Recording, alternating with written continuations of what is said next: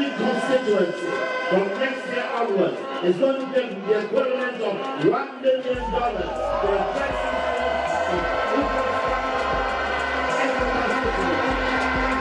I was not elected by the overwhelming majority of the Ghanaian people to complain. I was elected to get things done. Order.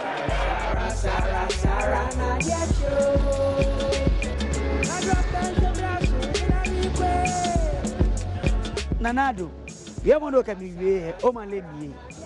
Maybe I don't come after you want to call my lady.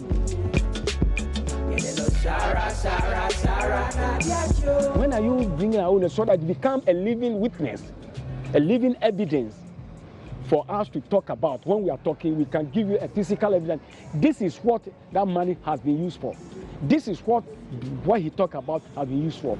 Your Excellency, when is that one coming on? In 2016, a permit to agashing for Oshigo Aleni, a Bapawa, a Bafeduko, Kenya,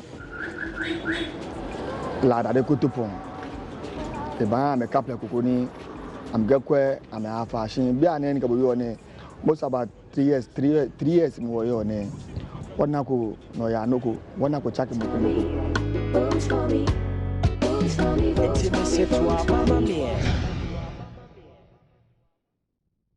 And for our citizen-driven series, Dear Nanado, we're focusing on the $1 million promise per constituency by the Nanado-led government. And if we visit that constituency, Ladade Kotopon, what can we see? What are the residents saying? And it's been on.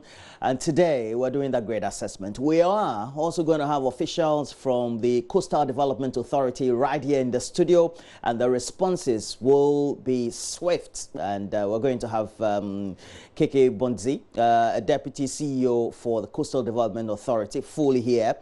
Please make sure that you stay tuned because it is where we get the right answers and the great responses for all the things that we're talking about. But we also do know for this month, well, we've been making sure that we are also not only empathizing, but also solidarizing with the related issues of breast cancer. And it is the Breast Cancer Awareness Month. I have to again inform you, I'm the official ambassador of the AM show for breast cancer. And it looks like we're doing pretty good, trying to make sure that I associate myself because at least, you know, I'm a man, but 1% of men also get affected by breast cancer. But for survivors, it also shows a great relief when they are able to come out in the initial stages of the treatment. And we decided to have some great interaction with the survivor. Fatality of the disease, because I think until you have a first-hand experience of it, you don't really get to know that it is a serious thing. When you have cancer and you begin to read about your treatment option, I think what scares most of us most is the chemotherapy, because of what we hear around and all that, the misconceptions and the misinformation. So which one did you do? I did chemo. I virtually did all.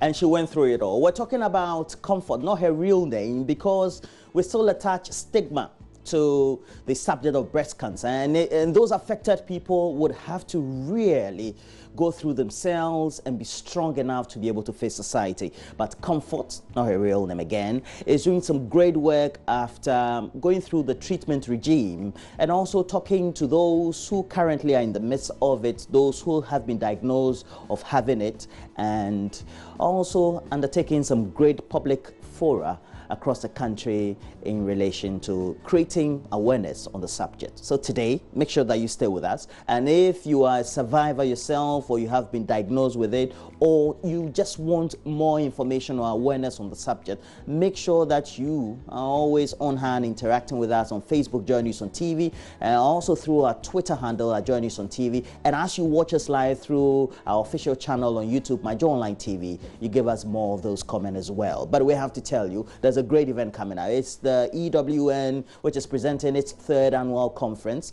Now, this event ultimately will see professionals from all various fields and also entrepreneurs coming together just to make sure they share great ideas, not only to develop their businesses themselves personally, but also the country. And make sure that as we do that drive-by, you are also sticking your dial right here and listening or watching to us. In the meantime, though, you know, we did that great advocacy in the Lejokuku constituency, and it was with the hashtag Fix Lekma Now. But we have to ask the questions. Has the road construction stalled? Is it ongoing? Is it slow? What would it be? And we're hitting the road today. And so we're going to have Malik Dabo and Kido will be right there, live from location. We would want to have the assessment so far following the construction that is ongoing, and also following the rains that we've been recorded the last couple of days or weeks.